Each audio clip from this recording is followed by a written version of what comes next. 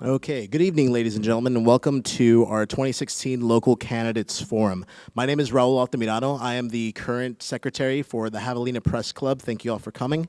And just wanted to, before we start, just go ahead and say, we just wanted to go ahead and say from the Javelina Press Club ourselves, from the Javelina Broadcast Network, who is actually running this event right now, shooting it on camera, and to the Texas A&M University-Kingsville Student Government Association.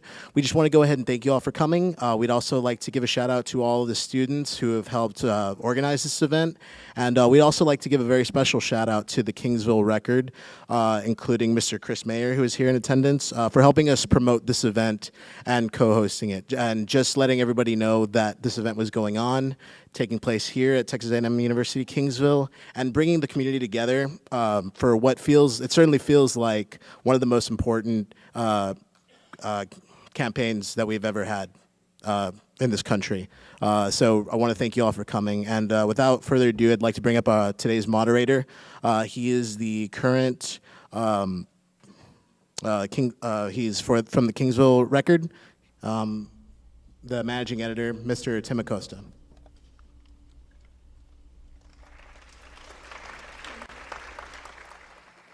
Hi. Welcome, everybody. Thank you all for coming. We're very excited to have you guys here. This is actually the first time that our newspaper has done an event like this, and we weren't sure what the turnout was going to be, so we're really pleased with the turnout tonight. We're glad to have you all here with us for a very important discussion. Without further ado, I'm going to go ahead and introduce our candidates. Just to let you know, you're welcome to applaud and cheer for them as they come out and when the forum's over, but we ask that you keep your applause to a minimum during the actual discussion itself. So I'm going to go ahead and introduce our candidates tonight. Without further ado, we have Representative J.M. Lozano, Republican, for the District 43 State Representative Office. And his opponent,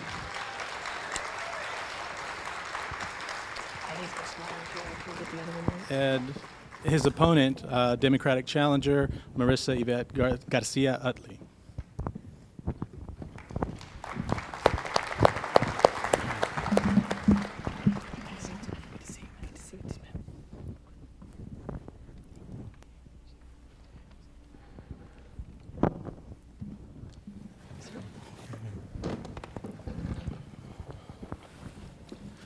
Well, thank you both for being here tonight. Obviously, I know it's a very busy time of year with the campaigns in full swing, and we're a month out from the election, so thank you for giving the time to be here with us tonight and have this discussion. I'm going to go ahead and give you guys about a couple minutes to introduce yourselves to the audience. Ms. Garcia-Utley, if you'd like to go ahead and introduce yourself to the audience, Sure. Go right ahead. Well, my name is Marisa Yvette Garcia-Utley. I was born in Alice, Texas, Jim Wells County, and raised in Ben Bolt on the ranch. Both parents, school teachers, and had a sibling, Dr. Clarissa Isela Garcia. Father was a county commissioner for 24 years, and I really enjoyed being part of that. And now as an adult, I am a business owner. I have 3 children, 23-year-old son, Javier Miguel Guerra, my daughter, 13, Julie Liana Utley, and my 12-year-old, John William Utley. I am engaged to Judge Pedro P. Trevino, and I am very excited to be running this race. It has been a long 9 months, and we're winding down to the almost last 30 days of it. But as I have gone through this journey of this campaign, I've enjoyed every day of it. Of course, you know, as Representative Lozano would feel, we both want the win. We both want to come out with the victory. But it's the process of getting there to November 8th. I've enjoyed every day speaking to constituents throughout my district, meeting people in every county, getting to know their needs, their issues, and really getting to know what it is that they want a voice for in Austin, not necessarily the other way around. I have started this race with very limited funds, and I continue to do that. I think my biggest contribution was probably about $3,000 thus far. This race has been run purely on energy, stamina, willpower, and just wanting to fight for the constituents of this district. I have not promised anyone anything. I have not been given a contribution from any special interest group to have me vote any which way come the 85th legislative session. And I am proud to say that I am willing to do what it takes to be your next state representative. Thank you. All right, thank you very much. Representative Lozano, if you'd like to go ahead and introduce yourself to the audience. Okay, it's working. I'm used to holding a microphone. You guys are very advanced. But thank you to the Kingsville Record, the university, the Press Club, which is journalism and communication majors, for the city of Kingsville for putting on this event. I'm honored to be here with my wife Abby today, our daughter Penelope, our son, excuse me, it's hard to talk about my kids.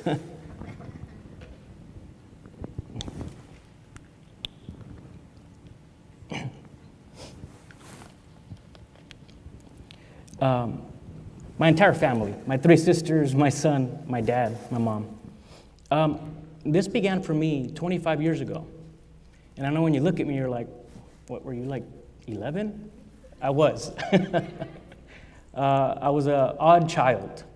I was in the library in Fremont High School, elementary and middle school, checking out books on the economy, on our state government.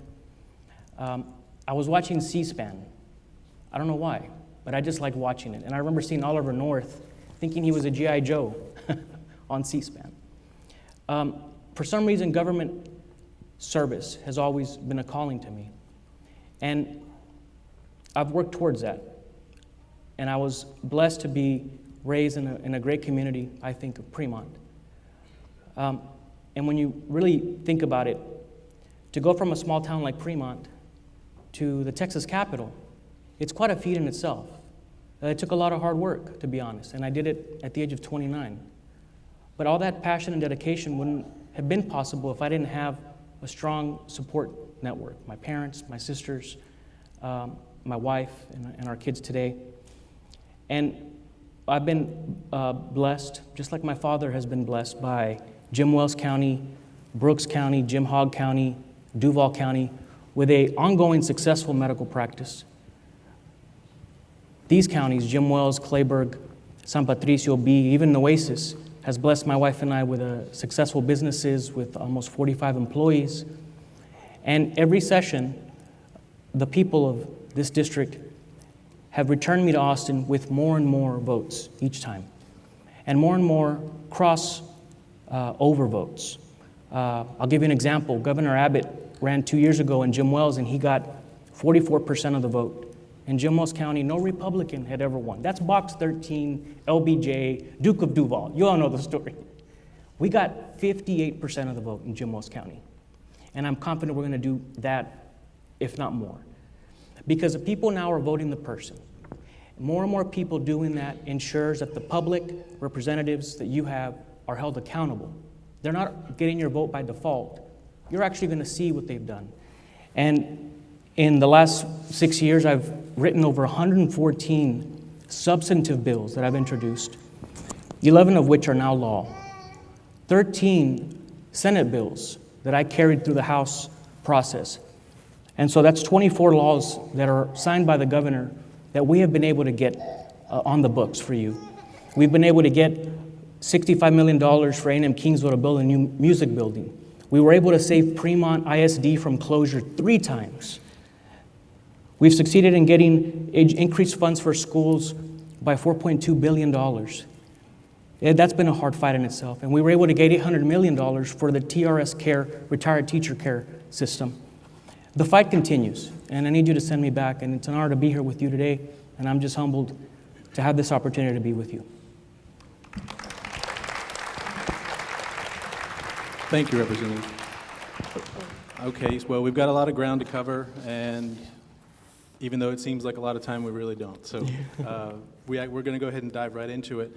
I really would like to go ahead and start the discussion with something that I know a lot of people are familiar with. We obviously, as a region, benefit from benefited from the Eagle Ford boom. I mean, I think there were a lot of people, even in this room, who know somebody who worked in the oil field and made good money. Do you guys think that the state of Texas is overly reliant on the Eagle Ford shale for its economic and maybe jobs growth?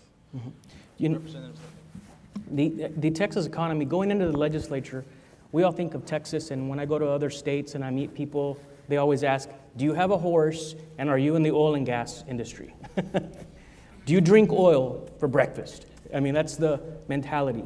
And I was shocked to learn when I got into the legislature that fewer than 20% of the state's economy is from oil and gas revenue. Texas is a very diversified economy, very strong. We don't have a state income tax. Other states do. And consequently, when there was a recession nationwide, Texas weathered that storm. Our real estate prices stayed relatively constant when other states had Nevada, California, and Florida housing crisis. And so we're not as reliant as it might seem from the outside, to be honest, and that's why our economy has been strong. On a microcosm, some counties are more reliant on oil and gas, like Jim Wells County, Claiborne County as well. When ad valorem taxes are down 30–40%, the county's coffers dwindle. And so counties have to make the right decisions to reduce expenditures. Some counties don't. Some counties are way too late to react. And here in Claiborne County, they've done an incredible job to bring a shortfall down to almost nothing. And you're talking millions of dollars of shortfall. And so there's a lot to be said for leaders that can make those tough decisions. Texas will weather this storm. The oil prices are creeping back up. I remember being at a conference on oil and gas, and I asked this professor offline, what's the floor of the oil price? Is it going to go below 30? You know, actually, is it going to go below 35? He said, it's 30. Whatever. Every expert will say a different thing. Well, sure enough, it pretty much was 30. And so I'm confident it's getting back up to 45. The sweet spot, if you're at $100 a barrel of oil, you're paying $5 for gasoline. So you don't want that either. So there's a sweet spot, and it's about $45 to $55 a barrel where drilling continues. We also have a lot of natural gas here. And so as the price of natural gas goes up, there will be more drilling in this area versus just drilling for liquids further up north in the Guford Shale. Thank you, Representative. Yes, sir. Ms. Garcia-Utley, what are your thoughts on whether the state of Texas is overly reliant on oil and natural gas? Well, I'll have to agree with Mr. Lozano. I mean, Jim Wells County, which is home to me, has been hit very hard with the fall of Eagle Ford Shale. You know, being engaged to the county judge, I know that he had a very tough budget this last month, and you know, he had to cut $3 million, a little over $3 million off his budget, and that just really hurt us. We lost employees, lost different funding, so it hurts us, yes, in Jim Wells, but I think as a whole, as you know, as our district, it is something that we've come to rely on pretty heavily. And we're learning, you know, that's why everyone throws around diversifying the economy, because I think people have gotten pretty comfortable with relying on that up and down, the coming and going of the oil and gas production and cost. And so I know Jim Wells County is coming up with more of a strategic plan, and their EDC is working hard. I know San Patricio is doing the same thing, and now, you know, it's import and export through the Port of Corpus Christi. Beeville, not as much so, but yet the people that live there's probably about 20% that, you know, were employed with the oil field are not having to travel a little further. So it's just getting these communities to open up to a different idea, different mindset of bringing in different manufacturers, maybe taking advantage of the railway that should be coming up. We're pretty centralized in our district, and so we have a lot to offer. I mean, we're between Port of Laredo and Brownsville, Corpus, and we've got San Antonio. So I think that's just going to be the projection for the next 10 years in this district. It is diversifying and not so much solely depending on the oil and gas. And it's funny you mentioned that the the district maybe is overly reliant. The district as a whole, with some of the entities, Clayburgh County, Jim Wells, St. Pat. I do know Clayburgh County at one point this year had a $1.2 million deficit that they needed to offset, and that was brought about solely with falling mineral values. I know Jim Wells County's situation that they were in. Clayburgh County actually had a tax increase this year, but because of the size of the loss in mineral values, they still actually had a net loss in taxable revenue. So they started out with a deficit no matter what they did. What can the legislature, if anything, do for entities like Clayburgh County or even the school districts who've also seen this mineral value decrease hurt them? What can the legislature do to help ease the financial burden to these individuals? Yeah, the question was, what can the legislature do to reduce the financial burden on school districts or counties or cities? And each one is a specific plan. With respect to school districts, in 2006, the legislature, I wasn't there, the legislature asked school districts to cut their property tax rate and that they would make up the difference through a franchise tax and the cigarette tax. Of course, smoking is down every year, and the franchise tax, business tax, did not bring in the revenue it thought. So essentially, the state of Texas stiffed school districts. Our job in the legislature this next session is going to be to address school finance. That will reduce the burden on property tax measures for school districts, so it'll increase their revenue. School districts outside of Alamo Heights and Highland Park in Dallas and Westlake in Austin will all benefit. And so I was part of a bill last session with Chairman Aycock of Public Ed to add another $1 billion to public ed. That bill died in the House, but the reason it died is because some senators were saying, we want to wait for the Texas Supreme Court to rule on school finance. They've ruled. It was not a good ruling. It talked bad about the Texas school finance system in every way you could think of, but it was still constitutional. But they've ruled, and they've got all those criticisms of it. And so now it's incumbent upon us in the legislature to fix that. The other issue is in terms of the state helping counties. We have a tremendous amount of unfunded mandates that have been piling up for over 30, 40 years. It's not one party's fault. But they ask counties to do things by law, but they don't give them the funds to do it.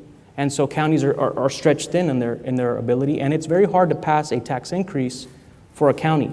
Or to make cuts. It's very difficult. It's almost the same with cities as well. My job is just to continue to help grow our economy in areas that are not as prone to shock from oil and gas. Now, the oil and gas issue primarily is a global issue. As long as Saudi Arabia, OPEC nations open that valve, they will flood our market. No matter what we do here, price of oil will drop. And so we need to get less reliant on foreign sources of oil.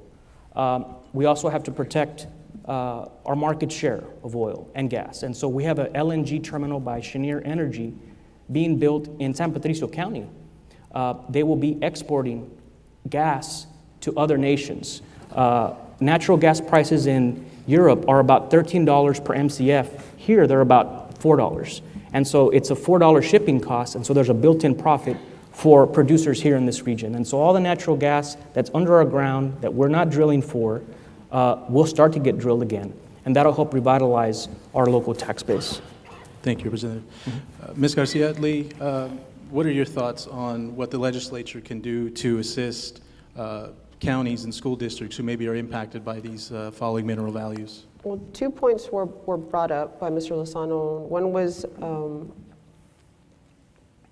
public school funding. Public school funding, as we know, Mr. Lozano did vote in 2011 when he first came into office against that $5.4 billion cut. But that is when he was first in and was on a different side of things. And as we have progressed, we continue to fall short. We continue to fall short in funding our public schools, especially our rural schools here in our district. And now with the fall of the oil field and the sales tax coming in, as well as the homestead exemption that has gone up to $25,000 from $15,000, that is even more funding that's taken away from our schools.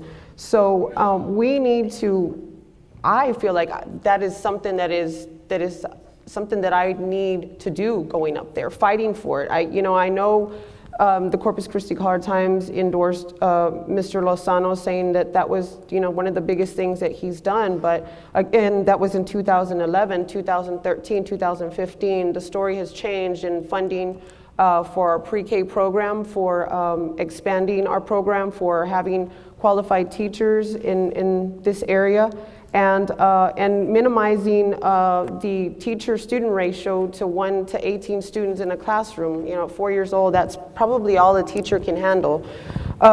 We need to bring in monies to be able to fund the pre-K program. It's a fundamental program that starts the basics of a child's school years, and it is very important, especially here in the rural areas. Most kids are left, with a family member, or maybe not left in the best conditions. Opening up this pre-K and funding it would be something to look at. But as it is, we're 44th in the nation as far as our school funding here in Texas. So that means that we're underneath Oklahoma, underneath Mississippi. We're not doing very well, and that's something that we like to pride ourselves in, that Texas is the best. To me, public school funding is supposed to be at the top, and I just don't see that fight happening right now. I think we need to close that gap. I see different, bills being voted on that do nothing but cut. Whether it's giving airplane owners tax breaks, voting for franchise taxes to be reduced 25%, which, that's $2.6 billion loss in revenue that could be used for our public schools. These are the things that we can't take for granted. We are in dire need for monies for our public schools. We have to continue to fight for it, and this is a very crucial time. Thank you. Representative, any response? Yeah. First, I want to say that I will always vote against cuts to our schools. Now, 2011, if you send me back 10 years from now, I will always vote against cuts to our schools. Education funding is the greatest multiplier in terms of an investment. For every dollar you invest in public education, the state gets back $7 to $10 in the future. That's a great investment. And so it doesn't make sense to cut schools, and I will never support that, regardless of when it was. In fact, I have fought hard to increase funding, and I was able to do that in 2013 and 15. That's an increase of $4.2 billion. The pre-K program, again, on education, I always tell people, what are you about? Honestly, it's education. I don't know if it's because I grew up in Fremont, and when I'd go to debate tournaments in high school, or track meets or football games, some schools had buses with tent and air conditioning. Our air conditioning was putting all the windows down on the bus. And so I saw the inequity. And so it comes from my heart. And so my first session, I filed a bill, House Bill 761, to increase funding to our pre-K program. And each session since, I have fought for it. And this last session, with the help of, honestly, Governor Abbott, but his wife, Cecilia Abbott, the First Lady of Texas, we were able to increase pre-K funding by $60 million, and we're going to increase it by more next year. Pre-K, now that I have a son that's in pre-K 3, pre-K 4 now, it's incredible how smart they are before kinder. And when I grew up in Fremont, my pre-K was at my house with my mom and my sisters. And so when I started kindergarten, I learned my alphabet, my colors in kindergarten. When you get that boost at 3 and 4 years of age, your success rate to finish high school, but to finish a bachelor's degree, are far higher. And we've also created programs in career and technical education because not everything is about getting a bachelor's degree. There are incredible jobs with 2-year certifications, vocational jobs, and I have filed many bills that did that, and we have done that. And so there's a lot more things to do next session, and I will continue to fight to increase funding for schools. Thank you. We're going to kind of speed things up a little, but Ms. Garcia-Utley, if you have one final response. Well, just touching back on funding our rural schools, you know, I moved back home from the south side of Corpus Christi, where my children were at Luther Jones, and that was a great school, and we come back, you know, to Bembolt, where I grew up, and I see, you know, our school buildings and infrastructure falling apart. I see our band hall full of mold, where my son, who has asthma, you know, has a hard time playing his instrument. We're down to one gym while another one is being repaired. My daughter that's in junior high cannot have her practices for volleyball, and it bothers me. Something has to be done to bring equity to all of our school districts. You know, if this being based on our property taxes, we have these cuts coming in with the oil field. We need to develop a plan, and we need to fight for more of that funding to definitely level the playing field, because when we talked back in the day about No Child Left Behind, this puts my children, I feel, at a disadvantage. We're home where I grew up, great environment, great community, but yet our schools are suffering because of the inadequate funding that we're not getting. Thank you. And in keeping with the theme on public education and funding, I want to kind of turn to higher education. I know the legislature this past session approved some TRBs, tuition revenue bonds, for improvements here at A&M Kingsville, along with other universities across the state. Representative, do you feel that that goes far enough to help universities like A&M Kingsville that are, you know, has growing population, is kind of bursting at the seams with less classroom space? Do you feel that goes far enough?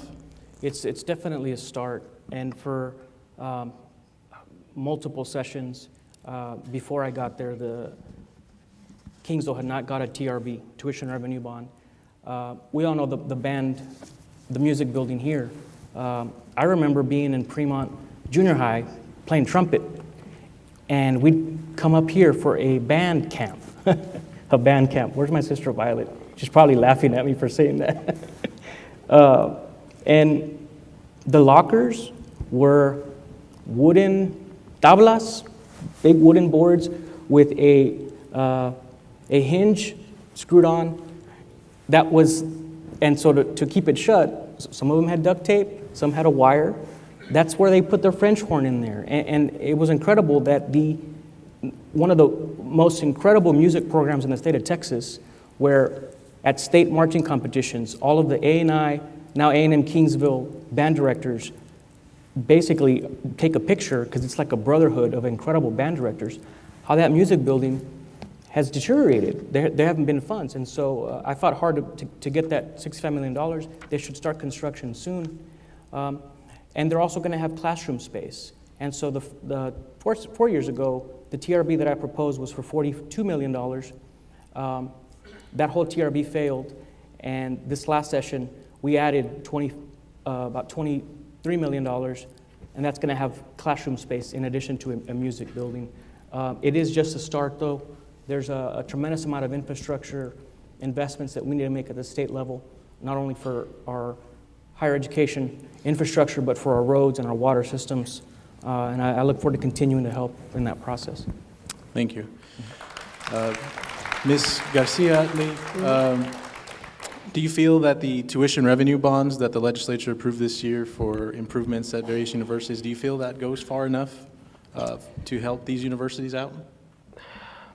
It is a little more difficult going back to our district. You know, I think we're in a unique position to where the students that come here come from more of an area that are economically challenged, and maybe we're still looking at first generation college students in their families, and we need to do a little more, I believe, to help institutions like this university and colleges. with state funding in order to keep the tuition at an affordable cost for these students. There's several students that feel that at this point it's more expensive to obtain a 2 or 4 year degree and get into serious debt instead of being comfortable to finish a 2 or 4 year degree program, get out into the workforce, take care of a possible 1 year debt, and continue to live a successful life and move on into the future. And that is not so right now. So I think along with helping these universities, this will really in turn help with the tuition situation for our students as well. Great.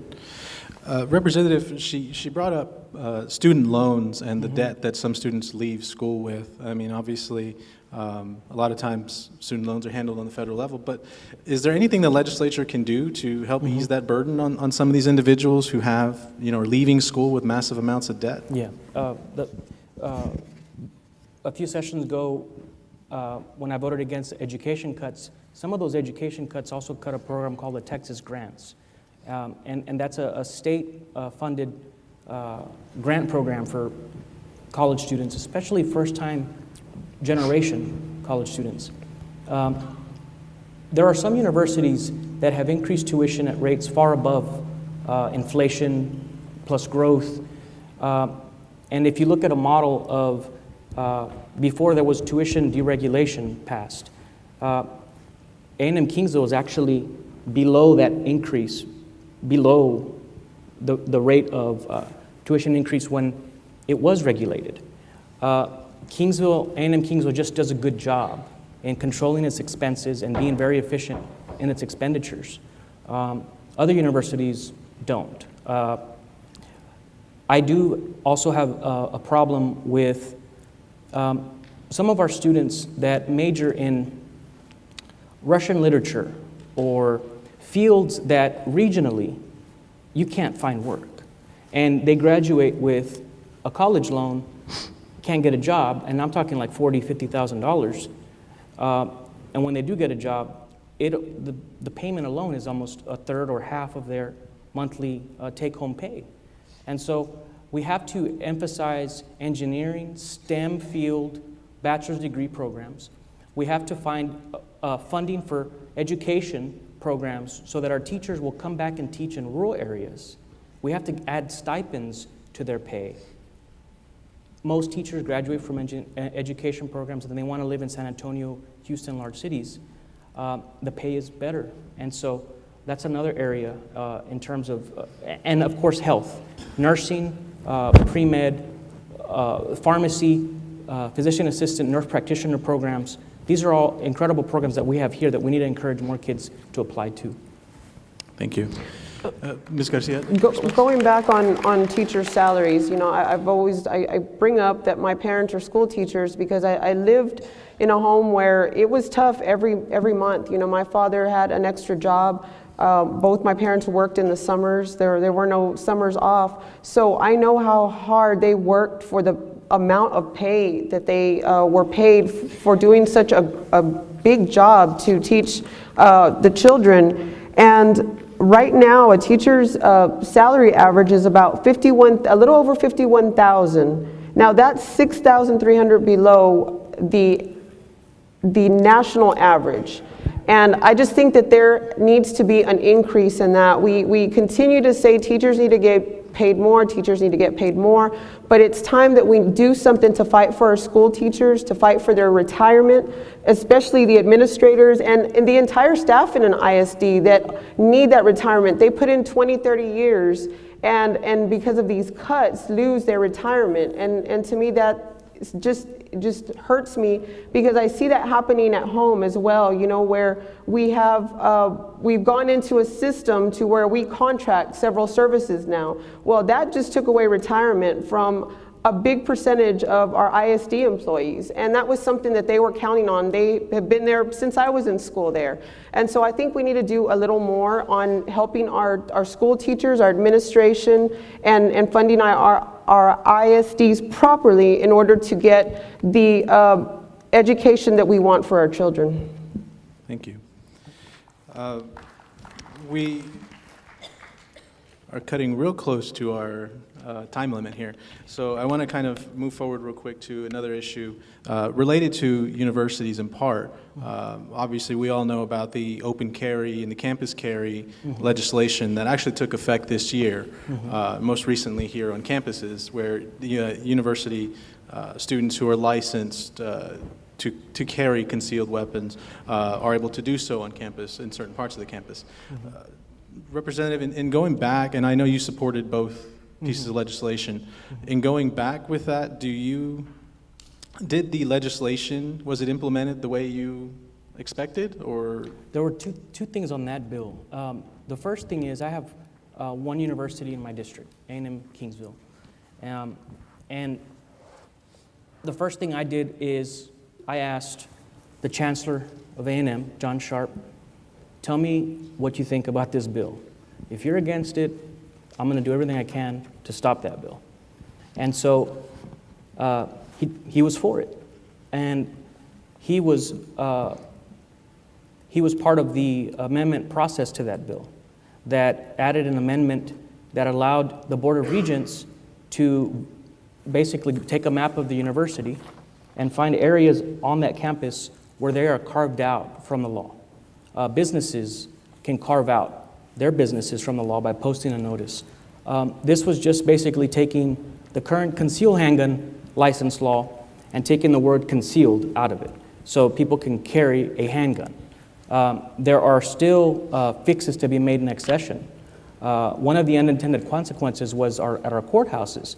Not all courthouses are the same, and in rural counties like ours, more and more people use multiple entrances to go pay their registration renewal, to go get a birth certificate, and so there are multiple entrances, and so they need multiple metal detectors. Our courthouse here in Clayburgh had to shut down entrances to control that atmosphere because the courthouse is up on top, and so when people are going to court, there's high-stress situations. You don't want someone in there with a gun.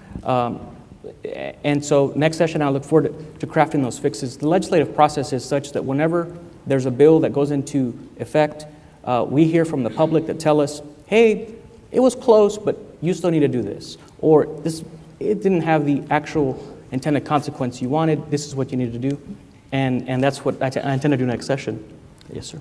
Thank you. Follow up on Ms. Garcia? Going back to Mr. Lozano's voting record here, he did vote in favor of allowing guns on college campuses.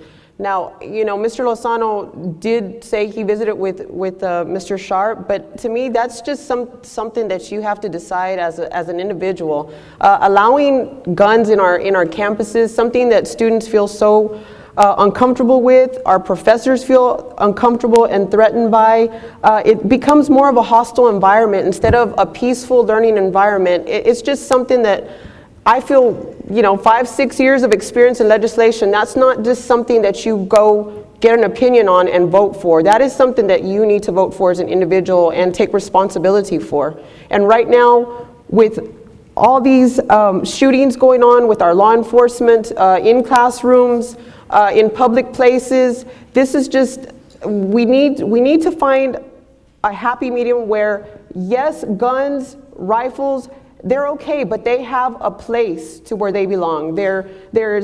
I'm a hunter myself, but I believe guns and rifles, there's a time and a place, and a classroom or a public setting in a church is not a place to have or display a gun at your hip. It's just not a comfortable setting. Mr. Lozano also voted to basically bring down from a Class A misdemeanor to a Class C punishment with anyone bringing a weapon into a public place. Now, to me, that just continues to show that he is for open carry, regardless of what he was, advised on voting that. That is just something that I'm not for, and I'm not going to buy that. Representative, response? Yeah, I'm sure you know a Class A misdemeanor and a Class B misdemeanor. Those require jail time. Yes. And a Class C misdemeanor is a ticket offense. Correct. And so that bill was after committee hearings with education experts testifying on what they wanted for that law. Rifles have always been permitted to be carried openly on the street. That was not affected by the handgun legislation. Correct. And so that's not even affected. But when I vote on bills that affect teachers, doctors, dentists, I go to the experts in that field. I couldn't possibly know every single substance matter on 6,500 bills that are filed every session. That would be wrong. I represent 165,000 people, not myself. And so I asked the experts, the A&M system for their university here, do you want this bill or not? And they told me they supported it. And I mean, there's nothing malicious. That's the democratic process. I'm not going to vote for myself. Ms. Garcia-Utley, rebuttal? Mr. Lozano, The audience, please. Mr. Lozano, you claim, putting people first, but I don't believe that that's putting people first. I believe that's putting special interest groups first. You want me to put myself first? I can't put myself first. Just as, Ms. Garcia-Utley, did you have any further rebuttal? No, sir. No? Ms. Representative Lozano? No. No, you good? Okay. We've gone ahead and we've reached the tail end of our discussion, but we have one audience submission that's about as much time as we have time for at this point. This question actually is for both of you. If given a chance to serve as District 43 State Representative, would you be willing to introduce a bill legalizing marijuana for recreational use, with taxes going to the schools and rainy day fund? I'll go ahead and let Ms. Garcia. You can go with me. No, medicinal purpose is something different. Recreational use is a little different. I hear what's going on in Colorado and all the revenue coming in from cannabis use, but I think we're still a pretty conservative state, and I think the use for medicinal purposes would be where I would probably draw the line. Okay, Representative. I definitely. One of the things I don't want is to see kids locked up and have their careers ruined because they were pulled over with a joint in their pocket. Kids today are making mistakes that that they're allowed to make because they haven't fully developed as adults. I don't want to see, and so I support decriminalizing that small quantity so that we don't put them in jail and we don't crowd our jails and add that added financial burden to our cities and counties. On the medicinal purposes, I have seen firsthand children with seizures have seizures go from 90 per day to 4 per day with cannabis oil. And so last session I was part of a group that helped put that in the research hospital setting. And I also passed a law last session that increased the punishment for synthetic marijuana, which is not marijuana. It is potpourri sprayed with all kinds of chemicals. And these offenders were getting away from prosecution by changing one compound. The DAs came to my office and said, we need to make sure we can prosecute them because they're hindering prosecution. We passed that law, and that use has gone down. And I also passed laws to add court programs, rehabilitation programs, to help our youth fight addiction. It is an illness. And so we need to continue that good work. Okay. All right. I'm going to go ahead and give both candidates a chance to offer some closing statements. So, Representative, if you'd like to go ahead and offer a closing statement to the audience, you're welcome to do so. Again, What about Hazelwood legacy? What about female veterans' health? Apologies, this is all the time that we had set aside for these particular issues. yeah, definitely, let's talk after, because that's Hazelwood especially. With Kingsville Naval Air Station here, I've met a lot of military veterans that have told me about their dependents they were planning on their dependents going to college. They enlisted in the military because of Hazelwood, and then now it's taken out from under their feet. And so that's an issue that I definitely want to talk with you about fighting for. It's been an honor to serve almost 6 years now, and we've done a lot of good, and I want to continue that good work. for you. We also have to be very protective of our children and our communities. We also have to fight urban versus rural fights all the time. For a while, it seemed like everything was going as far south as San Antonio and then nothing for South Texas. In fact, many people probably thought, hey, there's nothing south of San Antonio. Well, we've put South Texas on the map with Irma Rangel serving 25 years in the legislature, bringing a pharmacy school here that's named for her. I added legislation to ensure that that pharmacy school will never leave Kingsville, Texas. And I'll continue to fight for more funding for the A&M Pharmacy School. We also have to protect ourselves. I'm chairman of redistricting right now. There's always efforts to put Clayburgh County with Nueces County in a district. Clayburgh County, Jim Wells, B, San Patricio will never be able to elect their own representative if it's paired with Nueces County. And we all have communities of interest, and we also have competing interests when Nueces County, another university, another Navy base. And so I have fought those efforts as well. We have to, I need your help to get back to Austin and continue to protect you. I fight from the heart. No matter what, I always vote the people. And I want to thank you for helping me fight for you. Thank you.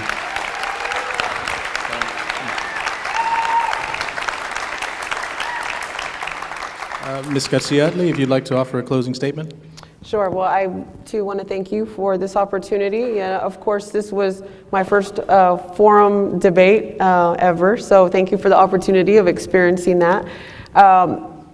I know that Mr. Lozano, has brought some things to our district. He has served the district for 6 years, and wants to continue to do that. I, on the other hand, feel that as a state representative, our job is to be the voice of our constituents. And in order to be the voice of our constituents, we have to empathize with them. And in order to empathize with them, we have to have walked in their shoes and gone through the struggles that they've gone through. Something that was brought to me, by someone that is very close to Mr. Lozano after I filed was a phone call that told me that I didn't have the money it took to run for this position.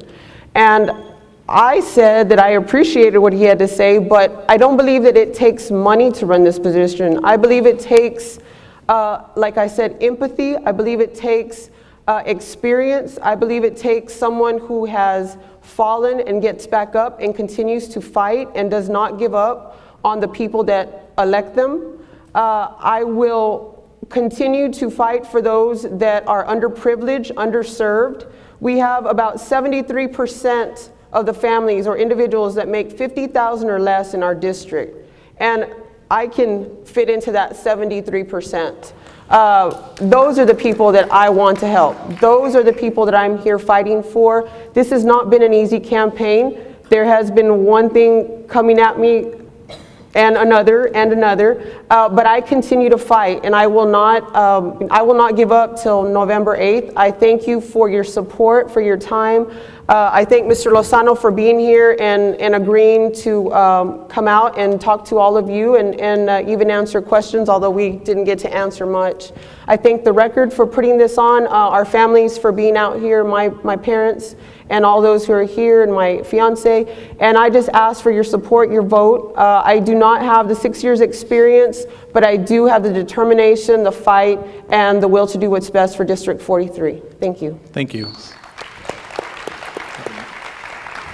Ladies and gentlemen, give a round of applause for our candidates once more.